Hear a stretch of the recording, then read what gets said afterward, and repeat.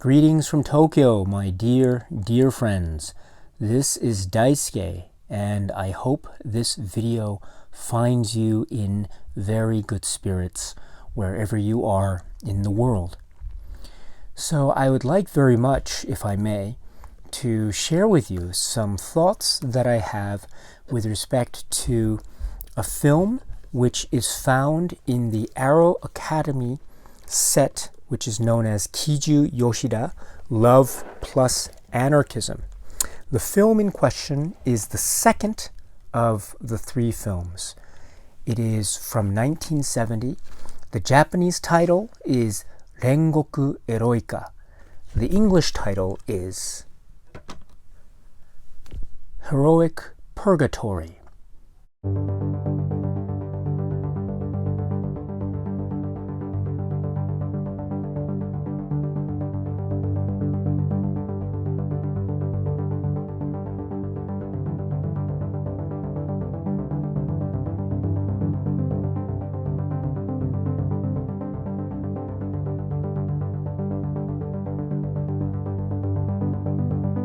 So this film, which stars Mariko Okada and is written by Masahiro Yamada and Kiju Yoshida, is a film that was initially released in 1970 and, as I mentioned, is part of the Arrow Academy set, which is here.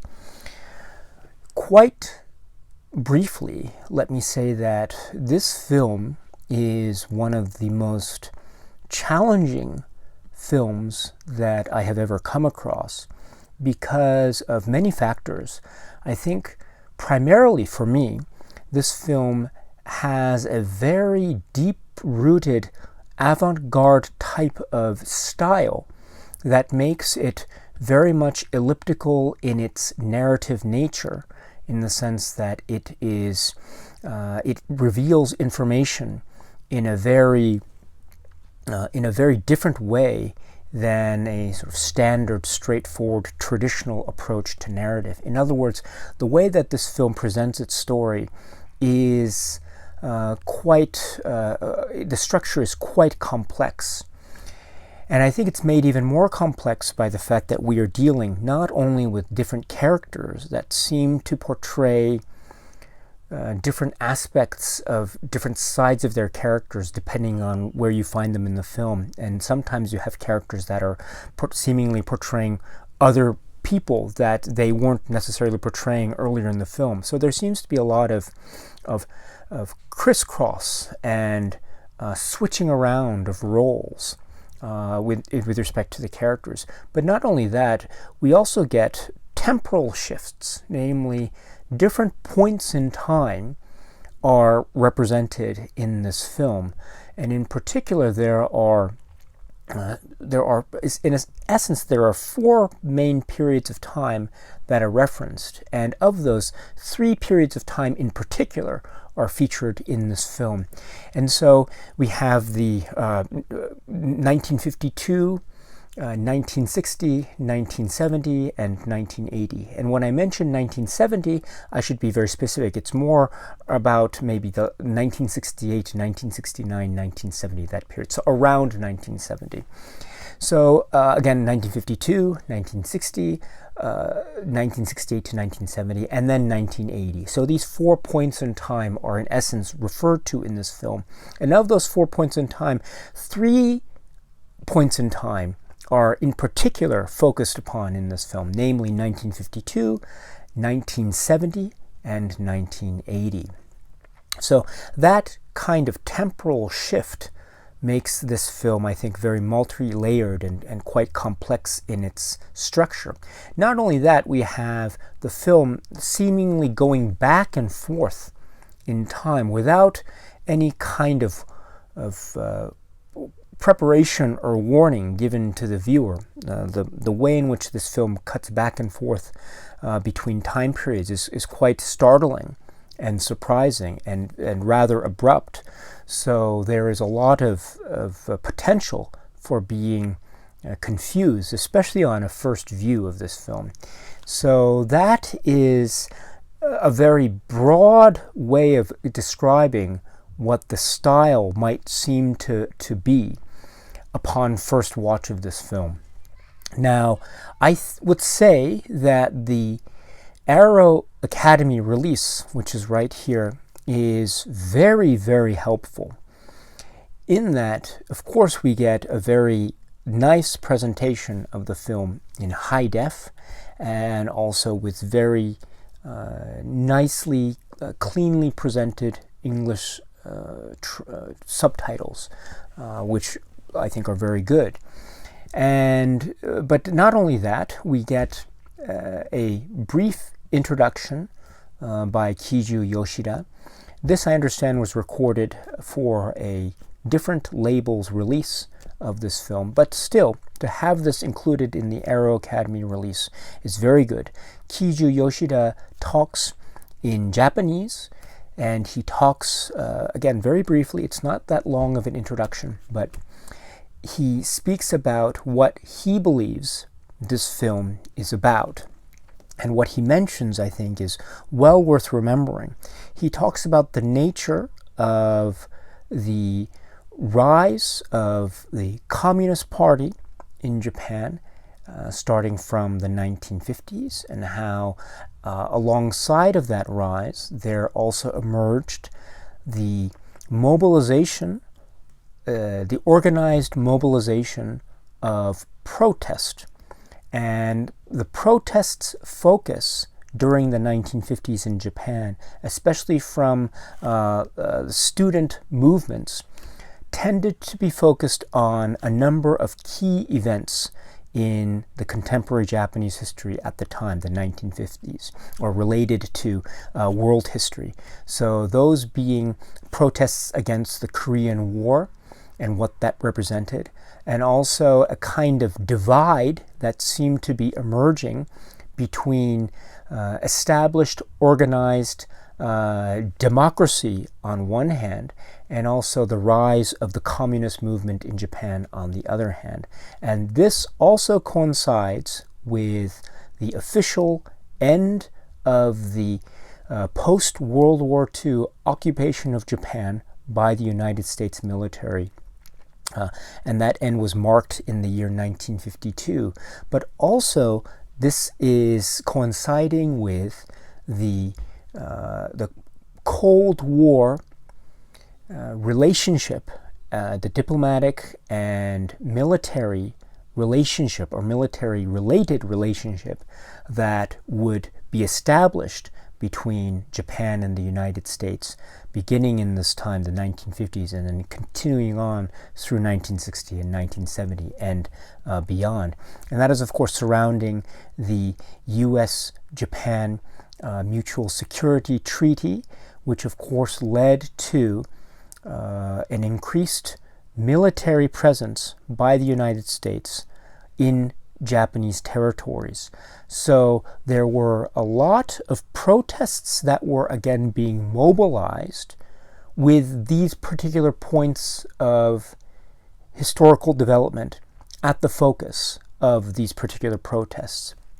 And so Yoshida, in his very wonderfully presented introduction, says that this, for him, meant that there became a sort of divide, if you will, an emergence of a divide between two groups. There's this idea, taking in the macro level, if we look at the Korean War, as he explains it, there's this divide between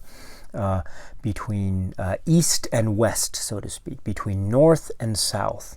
There's also, therefore, coincided with that, a divide in Japanese society or political society, the divide between the left and the right. And the left being represented by this rise in the Communist Party, the mobilization of the form of protest on the part of the members of the Communist Party, and also focusing in on the rise of the student protest movement, which became, which grew through to, which became very intense also around 1960, which also became very intense and also became known to rely on sort of armed violence when it came to the late 1960s up leading up to 1970. So Yoshida points to this as an indication of what he sees to be a kind of divide that is emerging between the left and the right, or the established Democratic Party, and the rise of the Communist Party and the mobilization of protest efforts and the students' protest movements. And then he says, therefore, that this film, Heroic Purgatory, from his point of view, is essentially about trying to capture what he sees as the nature of the revolutionary spirit that emerged with respect to the left, or the Communist Party, or people who were protesting and acting and revolting and even carrying out acts of violence in the name of the rise of the communist movement, or the principles that were attached to the Communist Party at the time.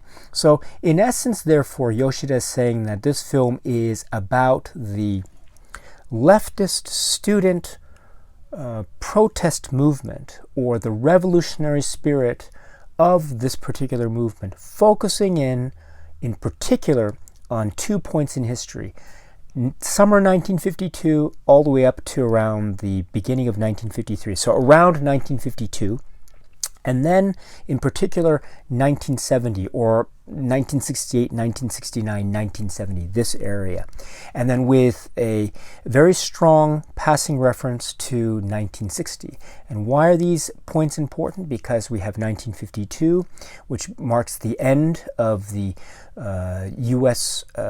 Post-war occupation and the beginning of a sort of Cold War-based U.S.-Japan relationship, based on the Mutual Security Treaty. That would then become a very important topic in 1960, and then once again in 1970. And also we have the sort of geopolitical events that also focus, or that also create the subject of protest as well from the left in Japan, as exemplified in the 1950s by the Korean War, and then in the 1960s by the Vietnam War. And so this is for Yoshida, at least as he alludes to in this very astute introduction, for Yoshida, this film is about that aspect of the revolutionary movement. And he also points to not only this film being a film that is in terms of a political lens or landscape, but also he fuses that idea, very interestingly, with the idea of the avant-garde and the artistic, because he seems to be suggesting, for him anyway, that the revolutionary spirit is always attached to, or it comes about because of tragedy. And there are violent acts that are associated with this revolutionary spirit that comes out of tragedy. And in that inherently is the idea of violence. And what's more, in that inherently is the idea of a cycle of violence. In other words, this cycle of violence will continue to the point of a kind of meandering, almost meaningless cycle of violence that will continue to perpetuate itself.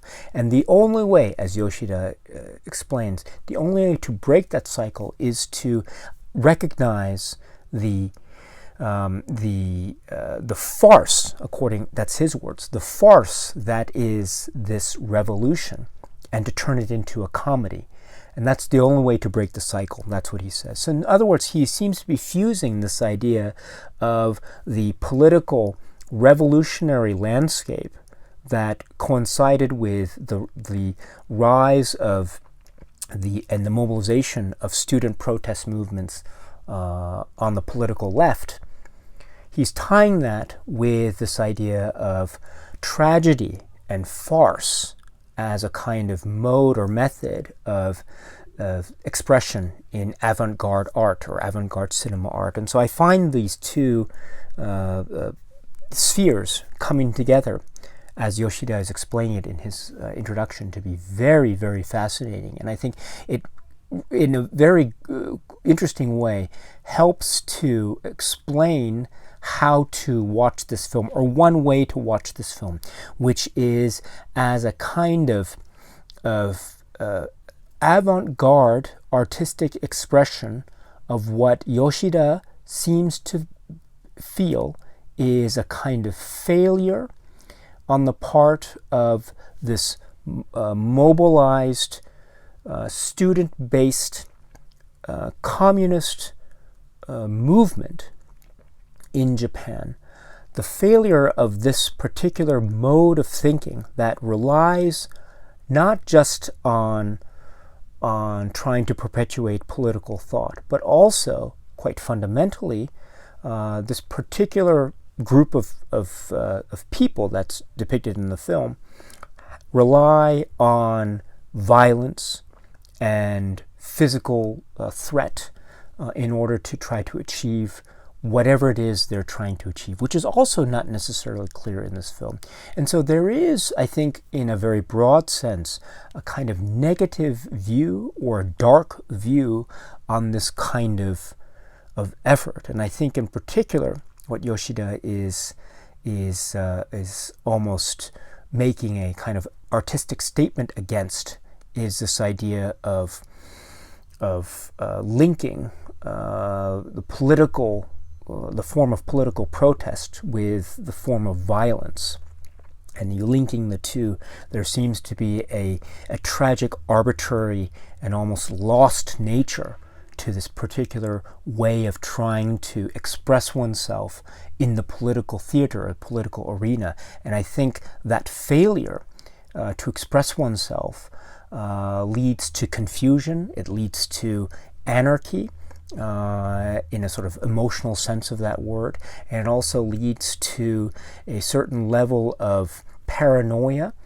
In other words, it's hard to know who to trust when political allegiances shift quite rapidly and quite violently. There's also a sense of misremembering, or not necessarily remembering what it was that happened in the past. And this kind of thing happens quite frequently throughout this film. Things are remembered in the past that end up not necessarily being depicted in the same way that they're being remembered. I don't know if that makes sense, but in other words, there is a real haze of confusion, I think, that is purposely applied on this in order to make one feel confused and also lost, and maybe not necessarily knowing who to trust when we're watching this film. And I think that sense of paranoia engendered within the hearts and minds of the viewer, I think, is primarily the point of this film. And when watching Yoshida's introduction, I think that point is made very, very vivid and very clear. So I really want to recommend the introduction given by the director Kiju Yoshida, which is included as one of the supplements of this particular release. Another supplement that's included is another introduction, this time given by the Japanese film expert and Kiju Yoshida scholar, David Desser. And he gives his comments over a sort of edited montage of the film. And what he also proposes is that this film is a film that is very difficult. It is subject to potentially many kinds of interpretations, not necessarily one particular reading. And also that this film has many of the stylistic devices in terms of camera movement, use of space, use of mise-en-scène, the way in which architecture is warped and manipulated, the way in which characters are seemingly switched in and out, not only of temporal spaces but also physical spaces, and the way in which there's a kind of disorientation, visually speaking, that could be representative of some kind of paranoia or some kind of confusion or anarchy that is meant to be a representation of a kind of political landscape that has as its milestones those key points in time that I was referencing earlier in 1952, 1960, 1970, and 1980. So David Desser's introduction, I think, is very, very essential, and it's incredibly helpful. He knows this film incredibly well, and he acknowledges that it's a very difficult film, and so his comments, I think, guide us quite nicely through this very purposefully confusing landscape, and he provides us with a few clues that we might be able to latch onto as we follow this film. And he provides this in his introduction, which I think is, as I say, essential and very, very helpful. David Desser also provides these clues and these very substantive and significant clues in terms of how to watch this film. He provides this help in his scene select commentary, which is also included as a supplement to this Arrow Academy release. Now, as I said, for the Eros plus Massacre film, this commentary by David Desser is not given for the entire film.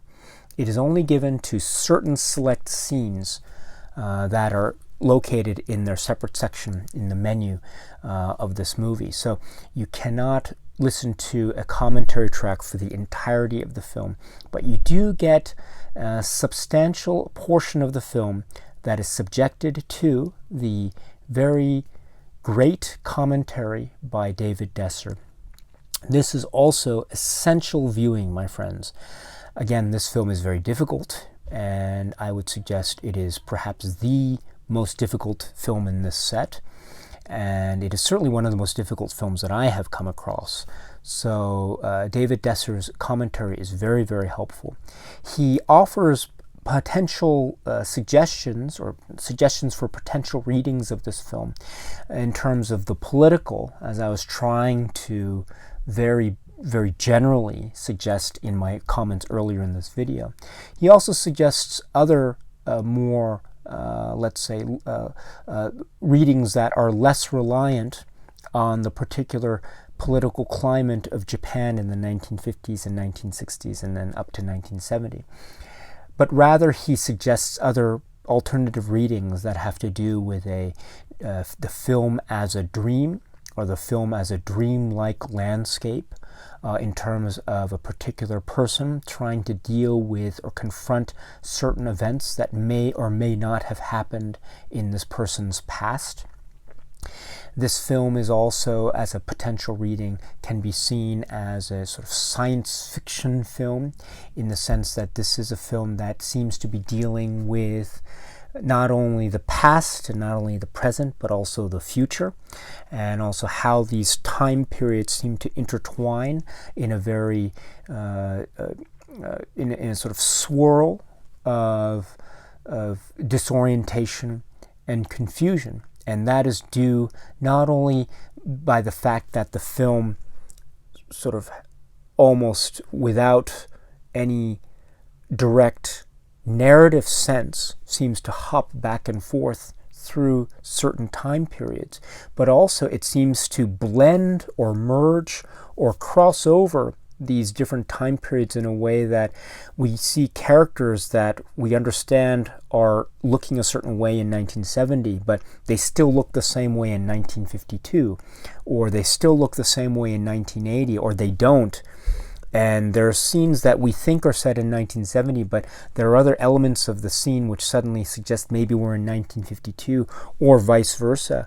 Or we get a scene that we're watching that we know is 1970, but then we cut abruptly to a scene that seems like 1952, we're not sure, even in the middle of the scene when we're talking about some kind of event that is supposed to be taking earlier, like the whole situation with Ambassador Ambassador M, and then suddenly it turns to Ambassador J, which is meant to be something that's taking place in later in the film, or later in time, in the chronology of time.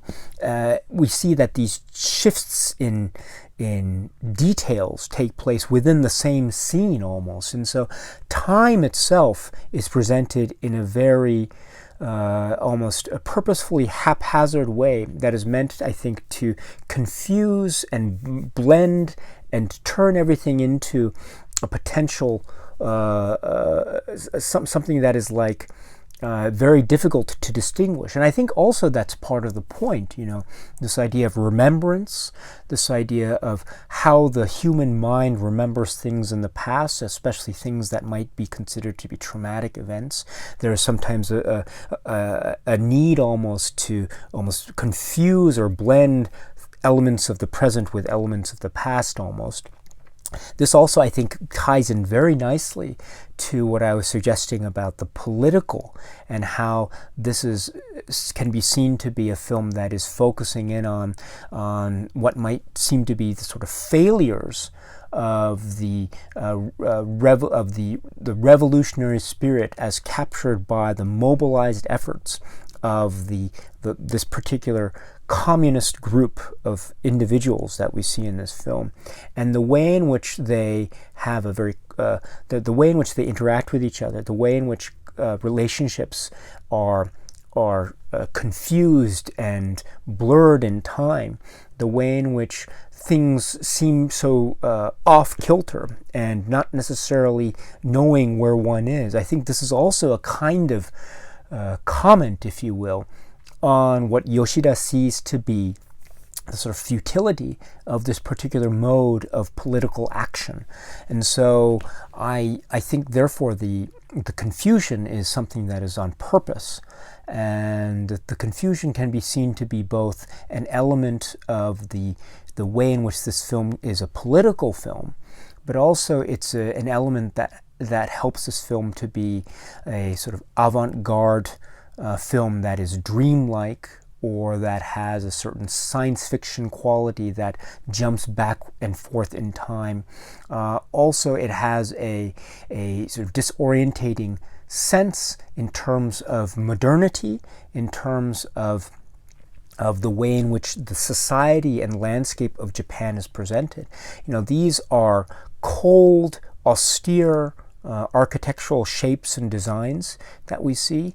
This is a Japan that is not necessarily that populated. We see a lot of empty landscapes a lot of the time, empty train stations, parking lots that are not necessarily filled with a lot of people or cars, and also plain fields or empty factories, and also apartments that suddenly seem to shift in terms of shape. We're not quite sure.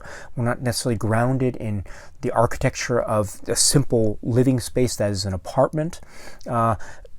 The way the camera is used also shows that the world, the architectural world and design, tends to diminish the human aspect of a particular scene. Human beings tend to be cut off by lines or structures or physical objects, or maybe the way that a shot is framed makes the physical space around someone much more prominent than the actual human figure itself. These sorts of things show us that this film can also be seen from a broad point of view as maybe a statement, if you will, on Japan and modernity in 1970, and a kind of effect that this has on the human psychology, the human psyche. After all, this is a film that is also about, in a very direct way, also about human relationships, about mothers and daughters, about fathers and daughters, about who is who. Is this person really my daughter? There is a confusion that has taken place as far as the establishment of human relationships, and the very important human relationships that we as a society in general consider quite significant. And so that confusion and that sense of abstraction that leads to a disorientation, even with respect to simple human relationships. I think, and combining that with the way in which architecture and the environment, the cold, austere environment is presented in this film, I think can give rise to a reading of this film that can be based on this idea of Japan and the emerging society during the 60s and 70s, and also modernity, and how this has an effect on the human psyche and human psychology, and in turn on human relationships and the emotional state of mind that is depicted in this film. So this is all to say that the David Desser commentary is providing us with a lot of potential in terms of how to read this film. I want to suggest that the David Desser commentary gives us a lot of choices, and I think we can choose to see this film, therefore, in very strict terms vis-a-vis the political landscape and the societal landscape and the sort of geopolitical landscape that existed as I say, with respect to 1952, 1960, 1970, and then 1980 by extension. And we can look at this film through that lens, and I think that gives rise to the way in which this film and this set is described, the political films of Yoshida, and this certainly is one of those political films.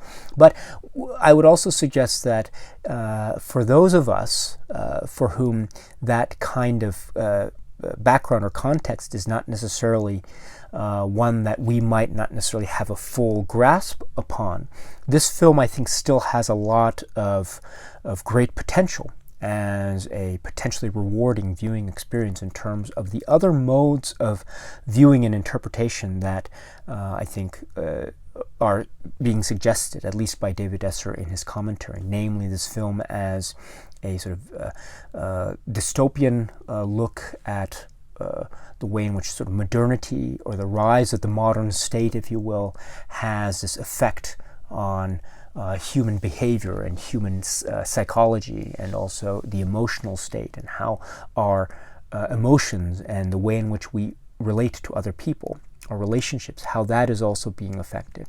And also this idea of a dream and how we remember, and the mechanism of remembrance, and especially when we're trying to reconcile past events that might be deemed to be traumatic. How does the mechanism of remembrance operate under that kind of potential trauma, etc., etc. So this is to say that I think that there are many potential ways in which one can watch this film.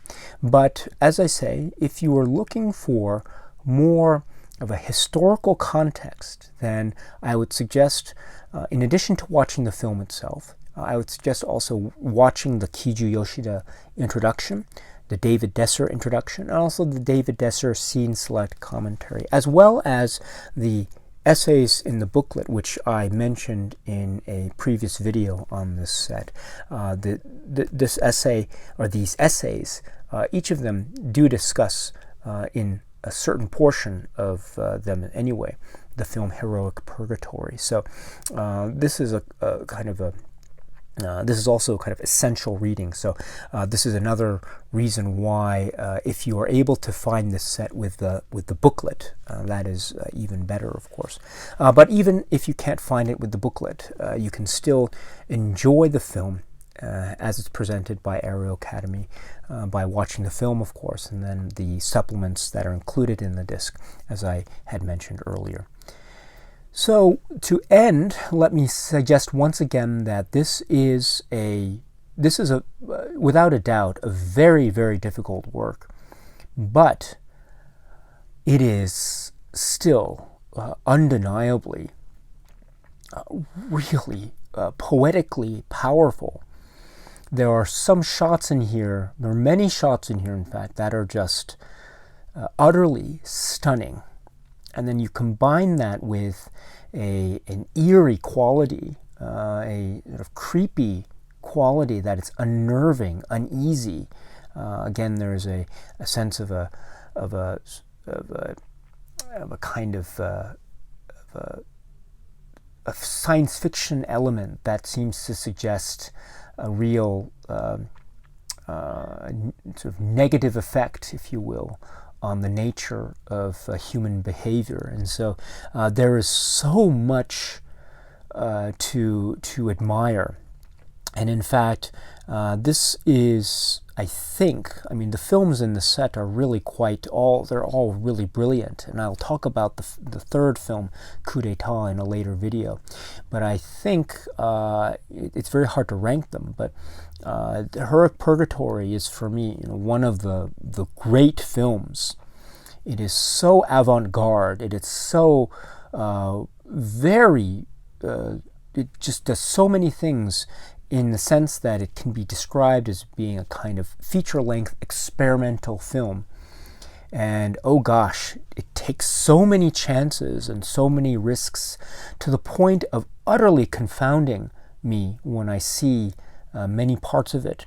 But again, that's one of the great rewards of this film. You can watch it, and every time there's a little clue, there's a little nugget or kernel of something, a little ray of light that helps us to further be able to penetrate this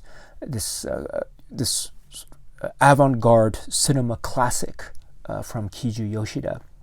This is really a brilliant work of art, really, really brilliant. And so I urge you, my dear friends, if you have this set, give this film a try if you haven't already. Heroic Purgatory. Again, if it seems tough at first, just stick with it and see what you can do with the supplements that are included on the Aero Academy set, as I mentioned, and just see if the film does something for you. I hope it does, because it is really, really worth it. And this is an example, a really prime example of Kiju Yoshida, the cinematic philosopher and thinker, but also the real trailblazing avant-garde cinematic artist that he is, because this is a prime example of his artistic genius, his cinematic artistic genius. And if you liked Eros plus Massacre, I have a feeling that you will also feel the same about this film, Heroic Purgatory. I strongly, strongly, strongly recommend it, my dear friends. Okay, so that's it for now for my comments on the film Heroic Purgatory. What do you think? Have you seen this film? And if so, I'd love to hear your thoughts about it. Please feel free to leave your thoughts in the comments section below. As always, I am very, very happy to hear what it is you have to say. So, my friends, that's it for now. So until we meet again, please be happy and healthy and well, and please keep on watching a lot of great, great movies.